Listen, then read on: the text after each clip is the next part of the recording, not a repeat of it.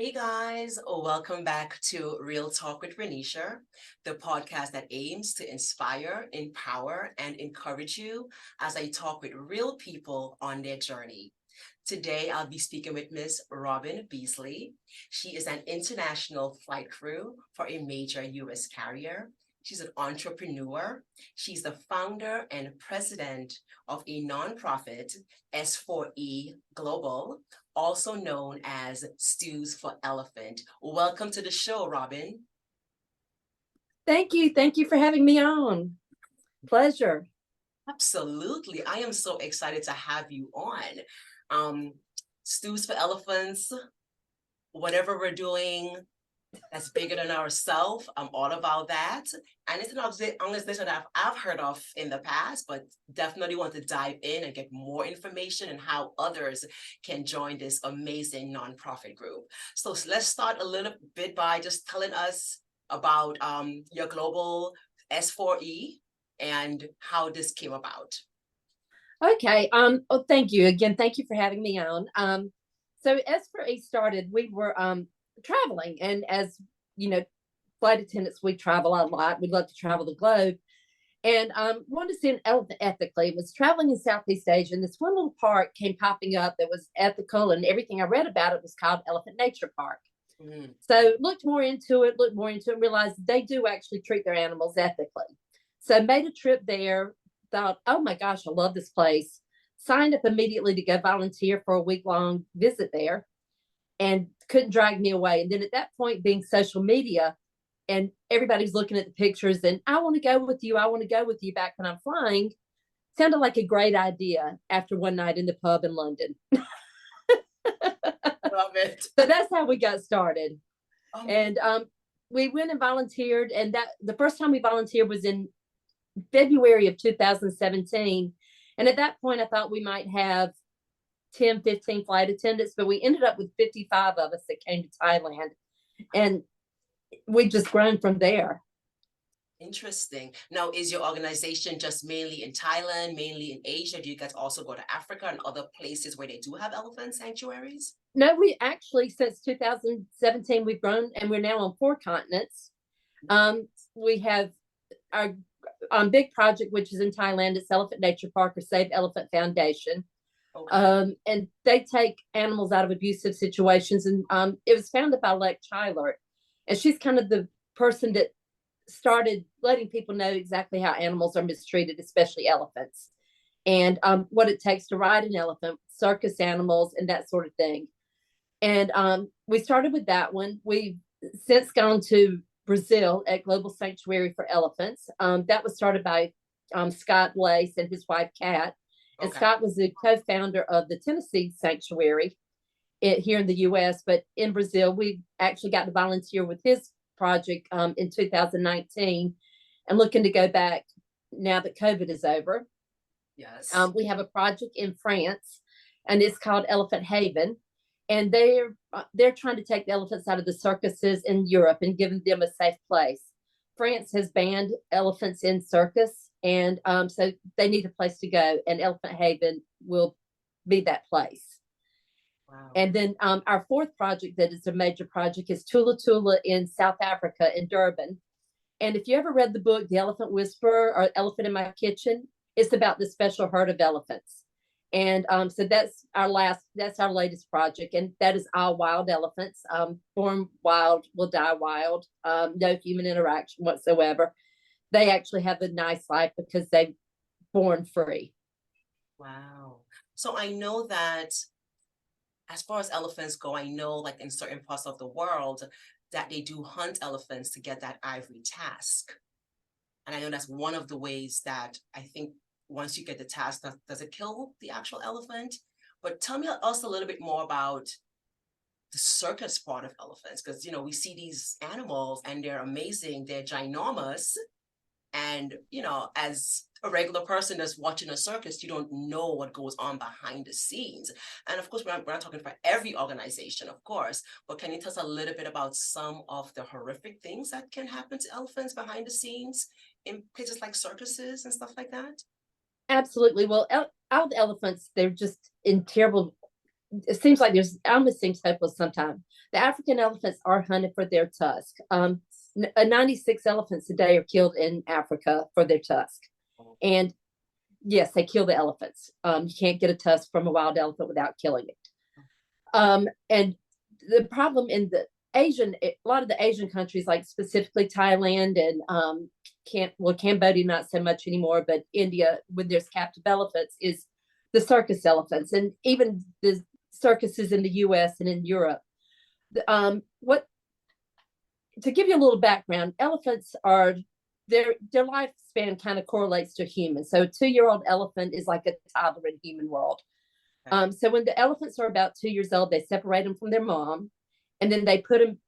They have a process called the Pajan, and it literally means crush, and they crush your spirit.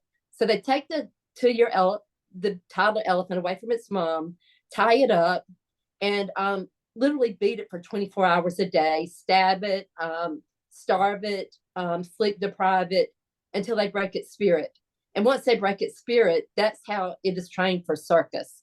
And that's how you ride an elephant. That's why elephants are playing with hula hoops in the circuses. That's why they're standing on each other's backs. It's absolutely horrific. And once they come out of the Pajan, they've forgotten how to be an elephant. They've forgotten their parents. They've forgotten their mom, and then they're totally at the mercy of people and humans.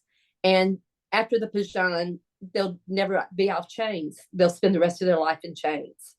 And so we, as Stews for Elephants, we try to advocate against or try to make people aware about the animal cruelty within the tourism industry and how not to interact with elephants or any other animal for that matter that's a wild animal. So don't go to circuses because it's horrific what they do to these poor babies. It's not positive, and it's not positive reinforcement. It's all negative and all about dominance. And it's, they use the bull hooks to control them and chains, and they beat them if they don't obey. And the temple elephants in India are another horrific situation of what they do there.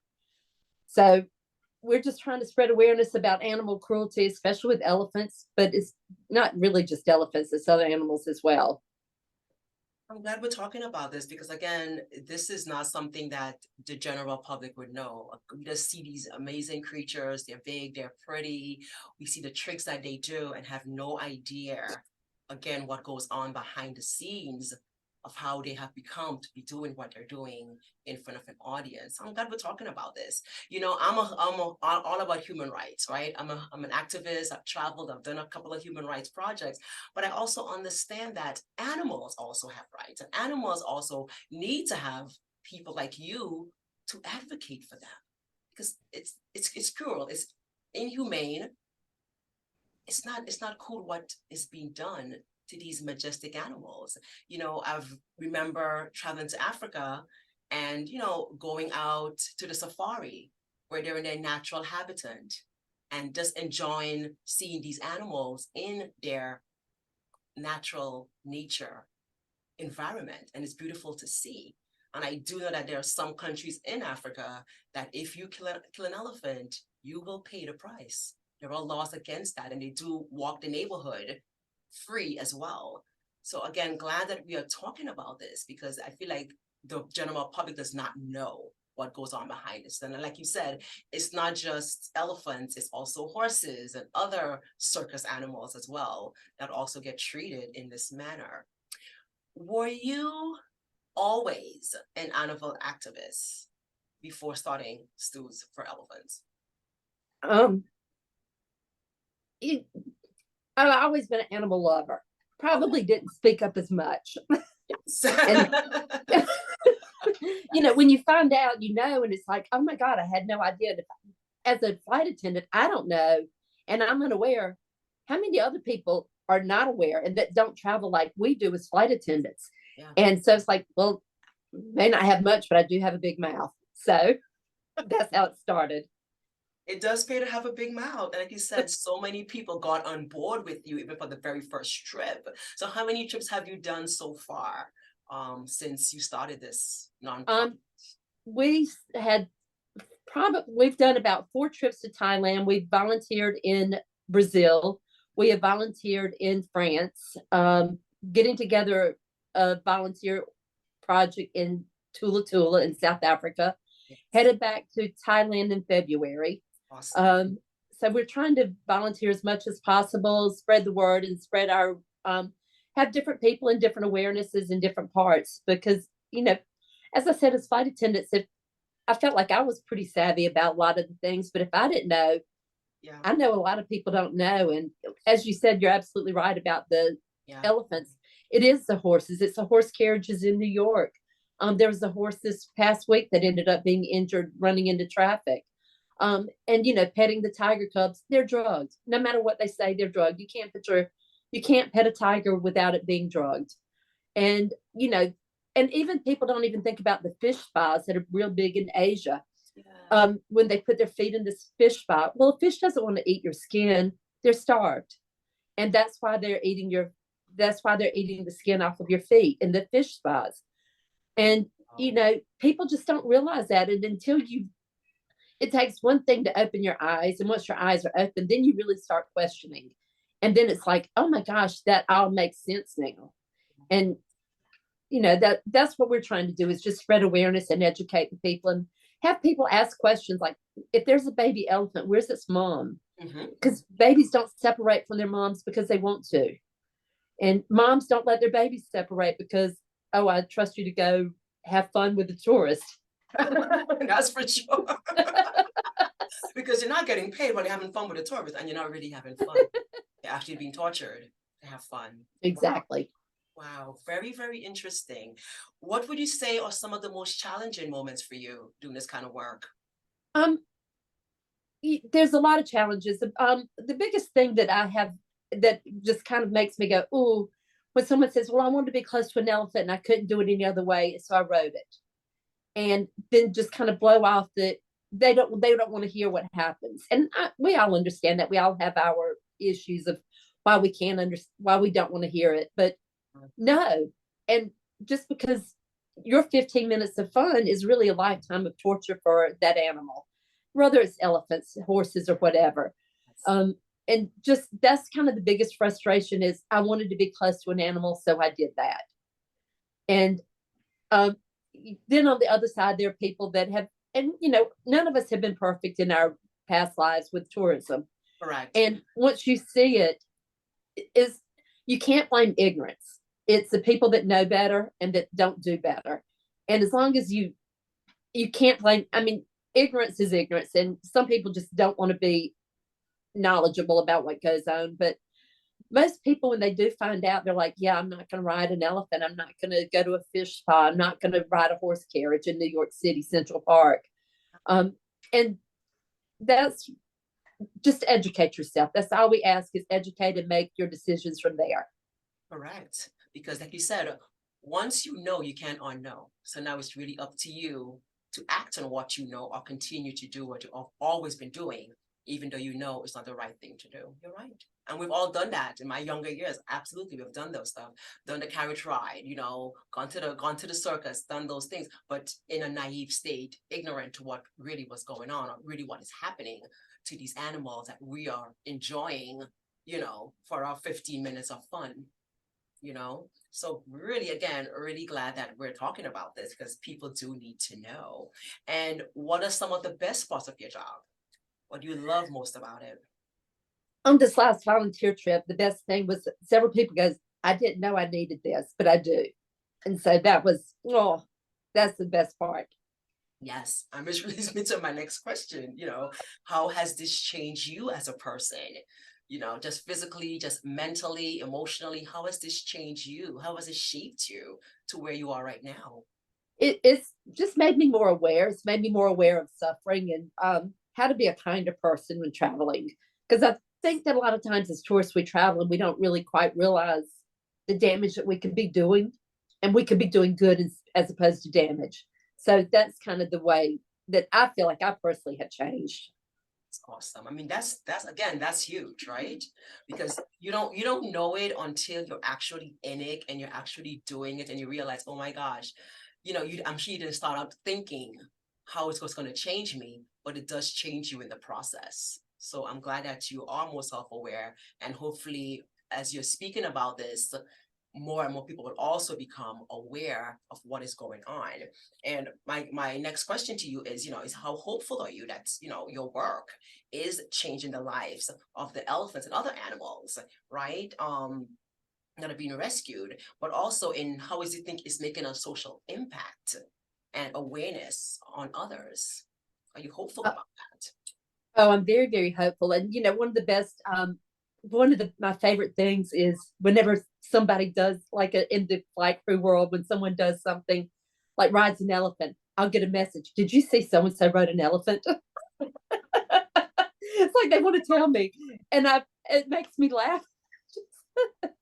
And so to know that someone wants to, I don't want to say report, that's not the right word, but that they're so aware of what's going on that they're appalled. That's what makes it all worthwhile, is that the awareness that our group seems to have been seeing. And I've had fundraisers, and people have said, "Oh, a flight attendant told me about your group," Yes. and and so that's always good. I had a passenger a couple of months ago.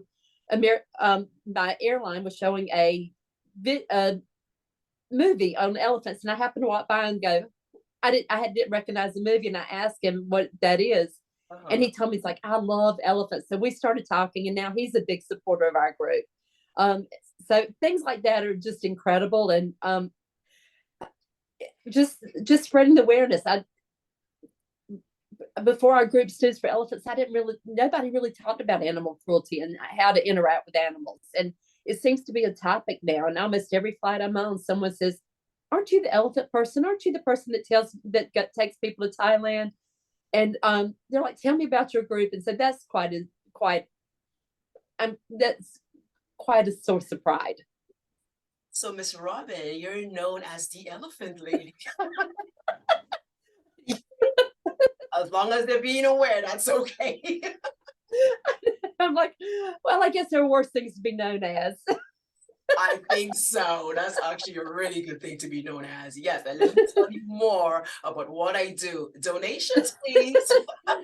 Yeah, so we have actually just had a big fundraiser in New York in September. We had an online fundraiser and an event in New York, and we raised about a little over $23,000 for the elephants. And one of our board members, she had a fundraiser in Seattle, so that also raised about $24,000. So all that money is going back to the projects that we support and trying to help them. That is so cool, because one of my questions also was to you, because I know you do amazing fundraisers. Like, what are some cool ways that you fundraise? I know there's an artist that we have in common that also tell us about that. I don't want to yes, so wonderful Chris. He such a great painter. And his paintings have done quite well in the fundraisers.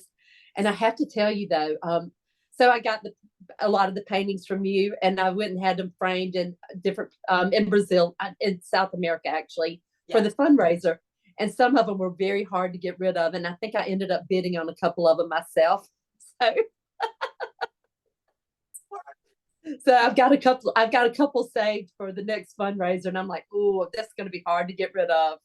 His work is awesome. We've had him on here a couple of months ago talking about his paintings, and I've told him he has fans right here in the US, and I know that you are one of his fans. And I'm not sure if he was really doing elephants before you mentioned, can you do some elephant paintings for me? And I think once he started doing elephants, I've sold them to other people as well besides you, but they absolutely love his work. So I'm so happy to hear that, hey, he raised a lot of money for that sanctuary. This is amazing. He has, and very proud of him. I hope I get to meet him one day. And his work is beautiful. So let me know next time you go back. Yes, I definitely will. Hopefully sometime next year, 2024, if I can make my journey over to Kenya. Absolutely. We can bring some of his stuff back for our fundraisers, because it's always a huge hit. Absolutely. And the 2 fundraisers we've done, just huge hit. Yes. And, we'll definitely have information in the description once we're done. of how others can get involved. But tell us a little bit more about your program and how other people, regular folks who are not stews, not flight attendants, how can they get involved in this program if they wanted to? Well, you can follow us on social media. We have Instagram, we have X, and Facebook, of course. Of course. And we've got a couple of girls doing TikToks on the elephants now. So Mhm. can follow us on social media. You can come to our fundraisers, and pretty much the biggest thing you can do is just spread awareness about the animal cruelty. People don't know, and once people know, then they want to be involved. And we'll always take your donations. We are a 501c3. So any corporations that any of your listeners may work for that do match, we are eligible for that with the 501c3. Just I don't want to keep saying money, money, money, but it's money and education, and unfortunately, money helps pave the way for making bigger voices. Absolutely. So, And I would imagine that in countries like Asia, countries like Africa, of course, they will need the funds to keep this program going for sure. well, in Tula Tula, all of the money that we donate to them goes to the anti-poaching and Okay. building fences and anti-poaching. They have a herd of. They started with a herd of 7 elephants. They've got 28 elephants now, and they also have some rhinos. And the anti-poaching is incredibly important to Tula Tula. So all of that money that anyone donates to Tula Tula does go towards protection of the endangered species. And for Thailand, the money goes to elephant rescue and the care of the elephants under there, as does Brazil and does the France project. So just the care for the animals, because they have to be taken care of once they get there. Yes. You just can't say send them somewhere, and that's it, because most of them have huge medical needs. You can see the scars from their previous life, and both mental and physical scars that they have. And elephants do suffer PTSD from what they've been through, and they are magnificent, beautiful animals. They're smarter than we are. Wow. Bigger brains. They're smarter than we are. And Yes. they deserve a good life. And that's all we can do, is give them the best life and give them back some of what's been taken from them. That is so incredible. I do remember going to a small elephant sanctuary also I think it was in Nairobi in Kenya several years ago. And you can see how, like you said, they're taking care of these, most of it was baby elephants. They have to feed them, they have to take care of them in this little sanctuary. And I remember, donating and stuff like that, but it's so much bigger than you can even imagine, the needs of these elephants and these animals, because like you said, they also have mental health issues, of course. They have been traumatized. I've never been to that sanctuary in Nairobi yet, but it's really high on my list. I think you probably went to Sheldrick, and they do some beautiful, amazing work. They've so many orphaned elephants are back into the wild as a result of them. Correct. And yes, it's what a gorgeous, wonderful sanctuary they are. And I hope to visit them one day soon. Well, when we go back to Kenya together, then we'll visit Chris also in Kenya. It could be a one-trip stop because it's a deal. They do amazing work. I remember us going there as a group, a small group, to kind of see it and realize, oh my gosh, they have actually rescued these babies. Most of them, of course, they're orphans because their moms have been slaughtered. And it was really neat to see all that goes on behind the scenes of taking care of these animals and bringing them back to health, literally. So that was really good to see. You are quite special. Absolutely, absolutely. I think you are such a brave woman to have started this amazing organization and, look where it is today. What can you say to other individuals who have a passion for something like this or something completely different, but something, of course, going to make a difference? What can you say to people like that who afraid to take that risk? Because it is a risk, but it's amazing when we see the reward at the other end. What kind of advice can you give to someone who's contemplating starting? Follow your heart and just do it. I mean, when I started this in a pub in London, had no idea we'd be where we are, and just following your heart and following what you feel is right. And as long as you go with what you feel is right and the right thing to do, you'll be fine. Just people will trust you when you trust yourself and that they realize you're doing the right thing.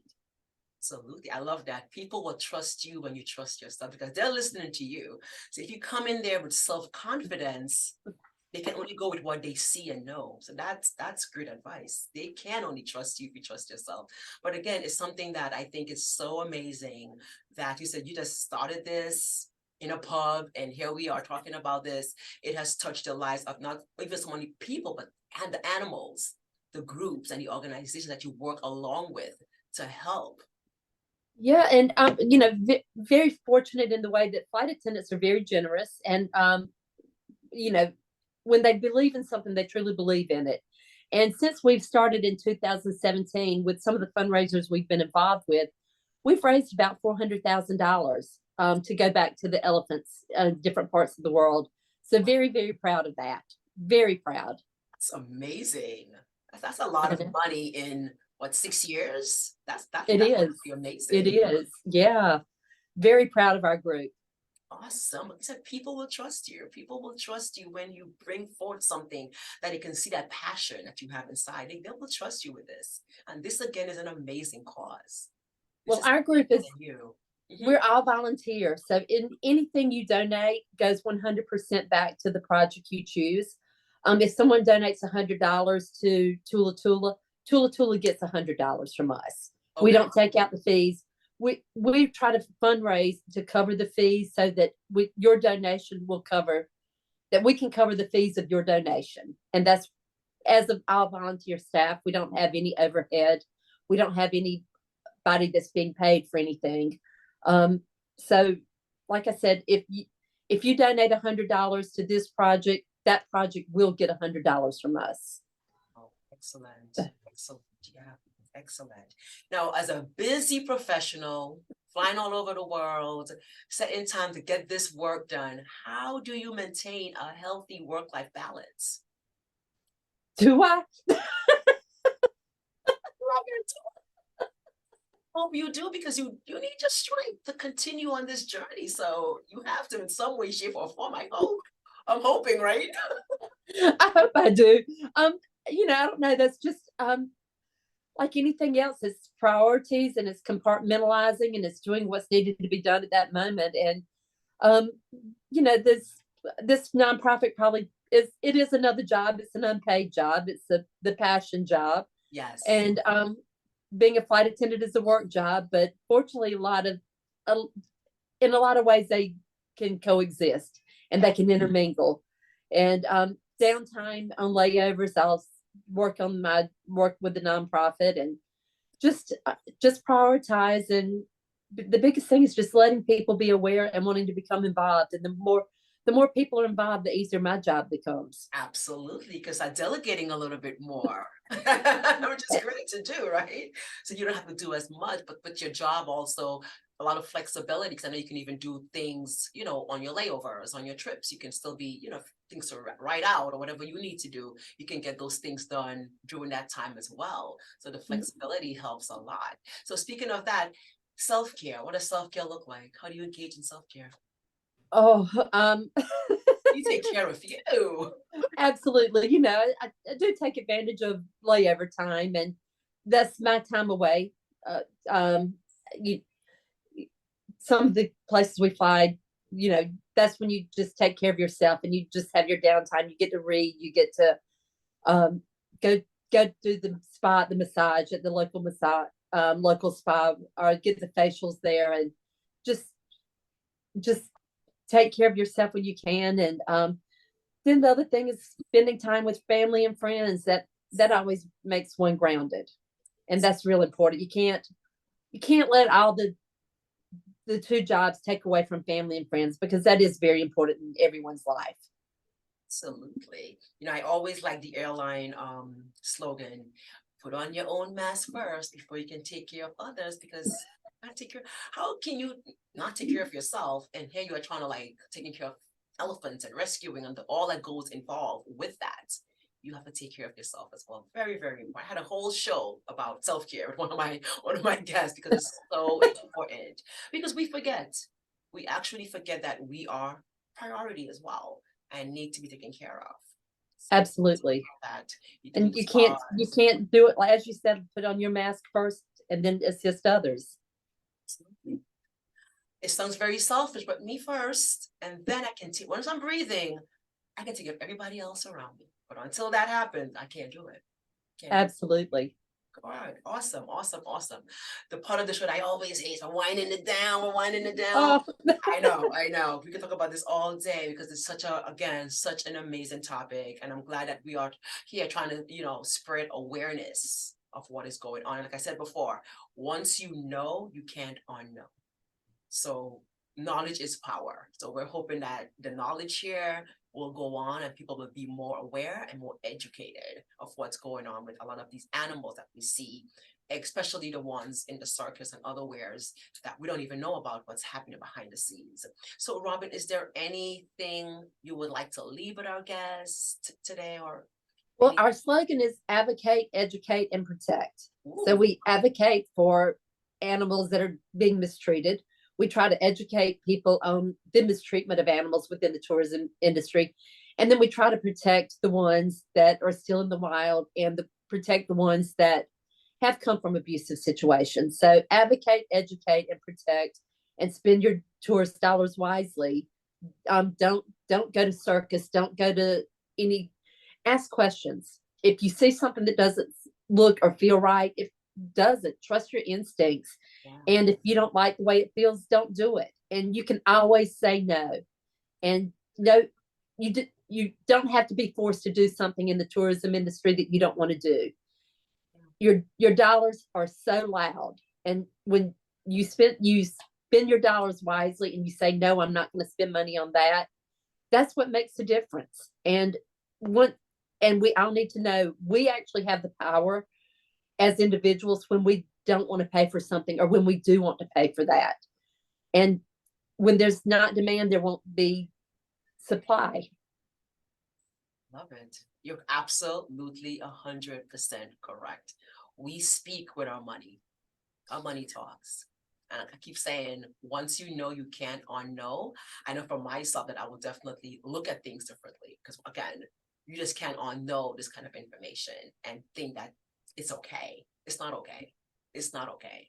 Yeah, ask questions. Always ask questions. If you see something, ask questions. Ask where the mom is.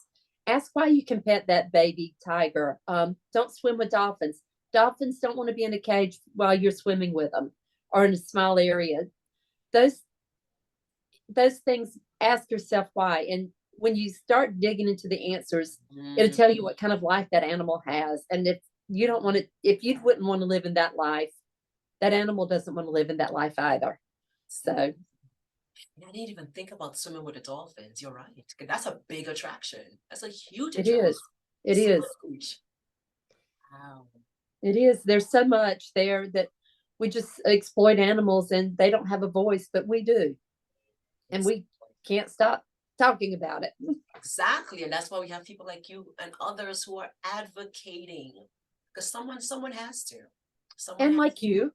And Yes. thank you. Absolutely, absolutely. I mean, I definitely want to spread awareness of this because I myself have been to the sanctuary, so I myself kind of know a little bit about, what happens behind the scenes, but not as much as I've learned today from you. So I want to thank Oh, you also. well, Yes. thank you. Thank you. Thank you for having me on. Absolutely, absolutely. Guys, we're going to wrap up this segment. I hope that we have left you with something to think about. Like I said earlier, I'll have Miss Robin Beasley's information in the description if you want to donate, if you want to become a part of Stews for Elephants and part of this nonprofit. All of that information will be there for you. This is an amazing cause and it makes a huge difference. We're talking about passion and hard work. And this definitely speaks to that. Robin, I just want to again thank you so much for taking the time to be with us today and to educate us on this very important matter. Thank you. Thank you for having me on. You're absolutely welcome. And I'm hoping after the trip, maybe the next trip to Thailand, maybe we can get on again and speak about what happened there with your crew, that would be awesome. I would love to actually come on one of your trips with you. So that's something I'm gonna have to think about as well, and see how I can make that happen one of these days as well. Because Absolutely. yeah, I think when you February. it's only like what, 2 months away, because December is like the end of the week. Yes. So literally like 2 months away. But it's just good to know that there are organizations like this that we not just talk about it, but actually be able to do it as well. So again, thank you so much, guys. Thank you for tuning in. As always, if you have not already liked and subscribed to this channel, please go ahead and do so.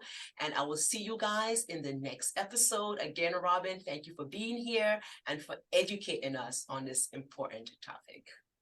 Thank you. We will see you guys in the next episode. Go on and have yourself an amazing rest of your day. See you soon.